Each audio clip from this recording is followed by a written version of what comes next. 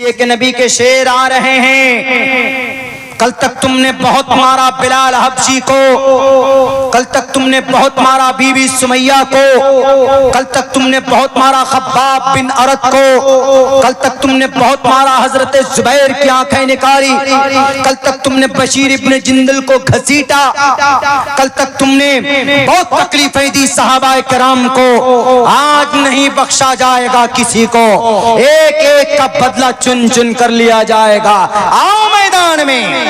یہ آواز نبی کے کان تک پہنچتی ہے۔ نبی پاک علیہ السلام نے کہا کہ بلاؤ عبادہ کو۔ پوچھا گیا اے عبادہ کیوں یہ آواز بلند کر رہے ہو، انتقام کی بات کیوں کر رہے ہو؟ انہوں نے کہا کہ اللہ کے نبی آپ کو نہیں معلوم ہے، یہ وہی لوگ ہیں جنہوں نے آپ جب نماز پڑھنے جاتے تھے تو آپ کی گردن پر اونٹ کی اوجڑی رکھ دیتے تھے۔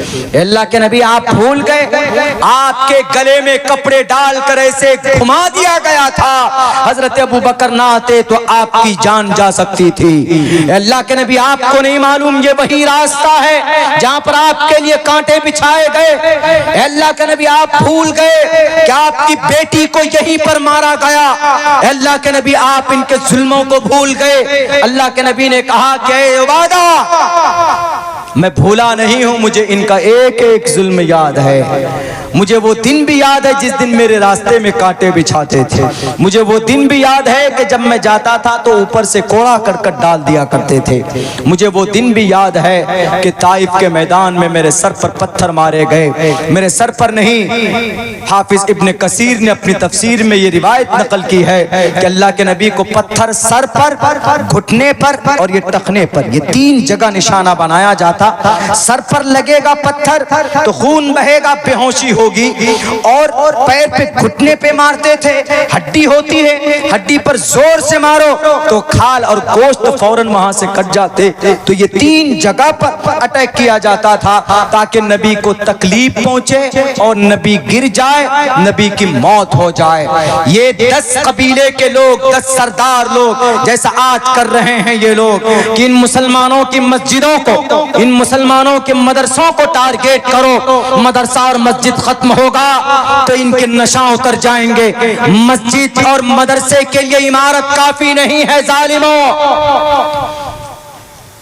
تمہارے پاس 5 سال کی طاقت ہوگی، انسانوں کی بنائے ہوئی بلڈوزر پر تم غرور کرتے ہو۔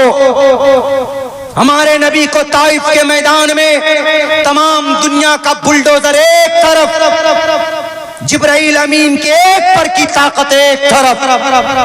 جبرائیل امین نے محمد سے کہا کہ آپ بولو تو صحیح، طائف والوں کو بھی پیس کر رکھ دیا جائے۔ ہمارے نبی آج کے بلڈوزر میں ان کے طرح نہیں تھے، آج کے بلڈوزر والے کہیں پر کچھ ہو تو بلڈوزر چلا دو، طاقت آئی کیا کرسی پر بیٹھے کا بلڈوزر چلا دو۔ ہمارے نبی ایسے نہیں تھے، ہمارے نبی نے کہا کہ اے جبرائیل اللہ نے قرآن میں کہا ہے کہ محمد آپ کو ہم ظالم بنا کر نہیں بھیج رہے ہیں، اسی لیے آپ طاقت کا مس یوز نہیں کر سکتے۔ حالانکہ مس یوز نہیں تھا، اگر نبی بولتے کہ جبرائیل بہت تکلیفیں دی ہے، دیکھو خون بہایا ہے، وہ دیکھو انس لیٹا ہوا ہے، دیکھو میرا سر پھٹ گیا ہے، دیکھو کتنی تکلیف دی ہے، میرا کوئی جرم ہو تو بتاؤ، میں نے کسی پر ہاتھ اٹھایا، کسی سے کچھ مانگا ہے؟ کچھ نہیں، میں نے تو صرف یہ کہا ہے یا ایھا الناس قولوا لا الہ الا اللہ تفلحو، اے آدم کی اولادو جس ایشور اللہ نے تم کو بنایا ہے اس کی بھکتی کر لو، کامیاب ہو جاؤ گے۔ اعبدوا ربکم، اپنے رب کی عبادت کرو، ایاک نعبد و ایاک نستعین، اس طرح دعا مانگو کہ ہم تیری ہی عبادت کرتے، تجھی سے مدد طلب کرتے ہیں۔ لیکن ان کی مخالفت میں انہوں نے ہماری یہ حالت کر دی ہے، اسی لیے جبرائیل اپنی کارروائی تم پوری کرو۔ بتائیے جبرائیل امین کی طاقت کتنی ہے پتہ؟ آج تک امریکہ کے پاس، اسرائیل کے پاس بھی اتنی طاقت نہیں ہے جتنی حضرت جبرائیل کے پاس طاقت ہے۔ ذی قوت عند ذی العرش مکین، اللہ حضرت جبرائیل کی طاقت کی قسمیں کھاتا ہے، اے جبرائیل تجھ جیسا طاقتور آج تک میں نے کسی کو نہیں بنایا۔ جب قوم لوط کو تباہ کرنا تھا، قوم لوط جب سرکشی پر اتر گئی تھی، بغاوت پر اتر گئی تھی، تو اللہ تبارک و تعالیٰ نے حضرت جبرائیل کو بھیجا، جاؤ پر دیا زمین کے نیچے، گاؤں کے نیچے، ایسے ایک پر، دو نہیں ایک پر ایسے اٹھایا۔ کہا جاتا ہے کہ 7ویں آسمان تک لے کر کے گیا اور وہاں سے ایسے الٹا کر کے پٹک دیا، پوری قوم تباہ ہو گئی، اتنے طاقتور تھے۔ آج تمہارے بلڈوزر کی ٹیکنالوجی ایک طرف، ہماری شریعت کا کنسپٹ ایک طرف، ہماری شریعت کی طاقت ایک طرف، لیکن ایک بات یاد رکھنا، یہ شریعت کسی کو نقصان نہیں دیتی، یہ شریعت کسی کی حق تلفی نہیں کرتی۔ جناب محمد رسول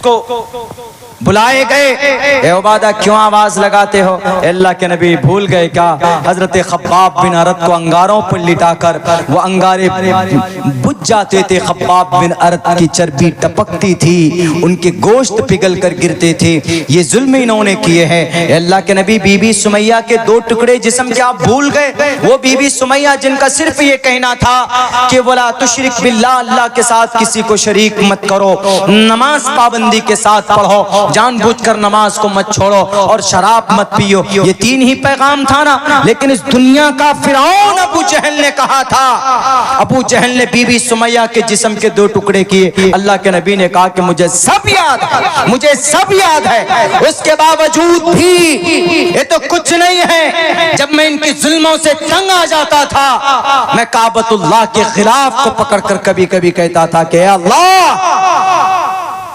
تجھے میری محبت کا واسطہ ہے، اس گھر کی عظمت کا واسطہ، اگر محمد کسی چوراہے پر اگر گھبرا جائے، اگر محمد ابن عبداللہ ان کی تکلیف کی تاب نہ لا کر اگر اس پورے مکہ والوں کے لیے بد دعا کر دے، تو اے اللہ تجھے اس گھر کی عظمت کا واسطہ میری اس بد دعا کو شرف قبولیت کا درجہ مت دینا۔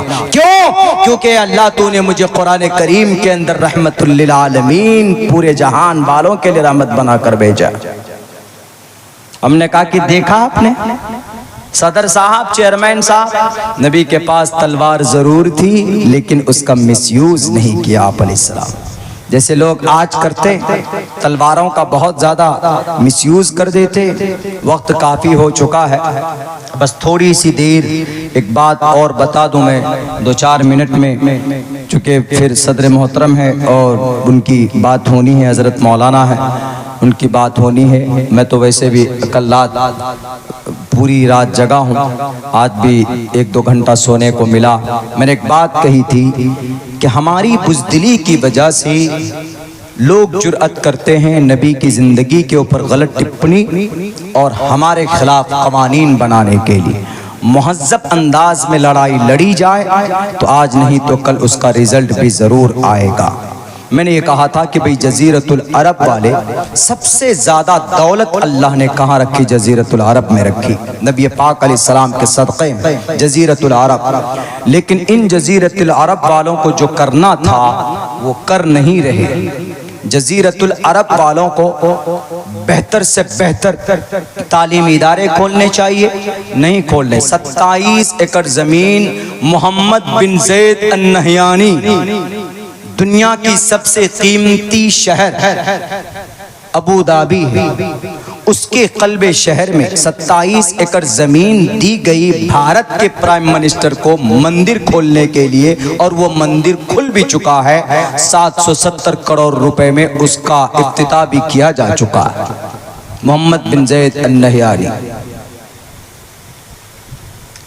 ایک بوتل پانی نہیں پہنچا سکے غزہ پٹی میں، لیکن یہ ہے کہ وہاں پر دیکھ لیجئے سب کے سب منہ میں دہی جمائے بیٹھے ہیں، جہاں تعلیمی ادارے ہونے چاہیے۔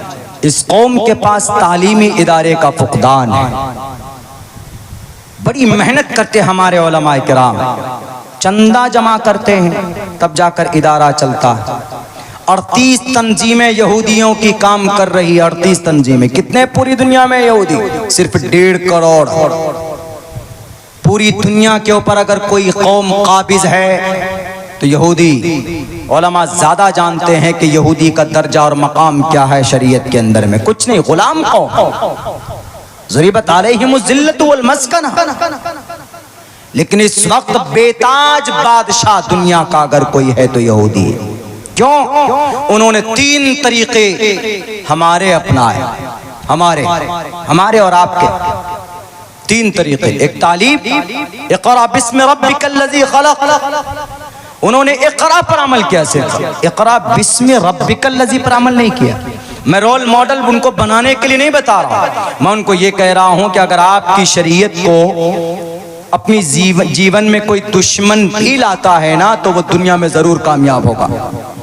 ایک تو تعلیم، ہمارے لوگ تعلیم پر محنت نہیں کرتے. جہاں جہاں دولت ہے، مندر بنانے میں 27 ایکڑ زمین دے دی. اگر وہیں پر کوئی بہتر سے بہتر مدرسہ بنا دیتے، کوئی بہتر سے بہتر یونیورسٹی بنا دیتے، کالج بنا دیتے تو قوم کا کچھ بگڑ جاتا؟ نہیں بگڑتا.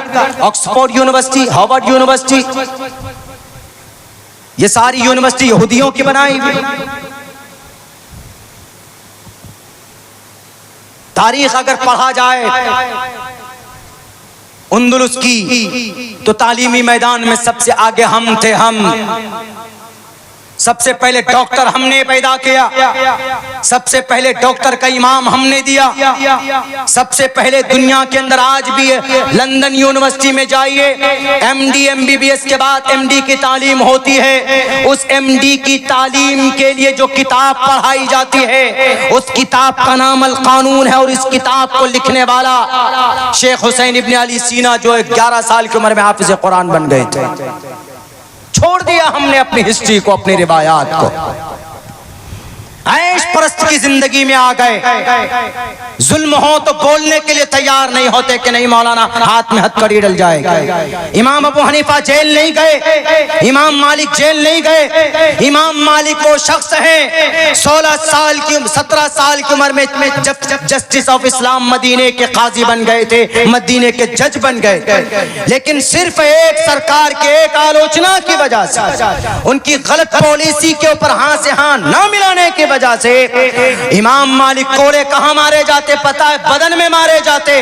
لیکن تاریخ گواہ ہے کہ دنیا کے اندر ایک ویکتی جس کے سر پر کوڑے مارے گئے وہ امام مالک رحمت اللہ علیہ تھے. لیکن کبھی بھی ظلم کے خلاف آواز بلند نہیں کی. اس لیے مصلحت کی چادر چھوڑیے، آپ کو شریعت نے بھی بولنے کی اجازت دی ہے اور آپ کو بھارت کے سمویدھان نے بھی بولنے کی اجازت دی. Freedom of speech article number 19 پڑھیے، آرٹیکل نمبر 12 سے لے کر 35 تک پڑھیے اٹھا کر. And to assemble peaceably without arms, آپ کہیں پر بھی اپنے حق لینے کے لیے جمع ہو سکتے ہیں، کوئی مائے کلال آپ کو روک نہیں سکتا. کوئی روکے تو آرٹیکل نمبر 19 اس کے منہ پر بتا کر اور سنا کر آنا کہ پیسبل to assemble peaceably without arms, بنا ہتھیار کے اپنے حق کے لیے لڑنا بھارت کا سمویدھان اجازت دیتا. اور اپنی معافی ضمیر کو ادا کرنا. Freedom of speech, it is our cost, it is our fundamental right. There are from 12 and to 35 articles and these are articles related to the fundamental right. یہ تمام کے تمام بھارتیوں کی یہ فنڈامنٹل رائٹس کو بتاتے ہیں. یہ جب ہوگا جب آپ چاہیں گے، آپ کے اندر جگر اور دم پیدا ہوگا. اور نبی کا غلام وہ ہوتا ہے جو بزدل نہیں ہوا کرتا. میرے بھائیوں بس اتنا کہوں گا کہ دنیا میں کوئی آپ کا ساتھ دینے والا نہیں ہے. آپ اپنے اندر کوالٹی پیدا کیجئے، اپنے بچوں کو پڑھائیے، ہسٹری بچوں کو بتائیے، اور دین اور دنیا دونوں تعلیم سے اپنے بچوں کو روشناس کرائیے. انشاءاللہ آپ کا بچہ پڑھا لکھا ہوگا تو کہیں دبے گا نہیں، کہیں ڈرے گا نہیں. بس یہی پیغام اخیر میں دینا چاہتا ہوں. اللہ سے دعا کرتا ہوں اللہ کہنے سننے سے زیادہ عمل کی توفیق دے. بہت بہت شکریہ، جزاک اللہ. السلام علیکم ورحمۃ اللہ وبرکاتہ.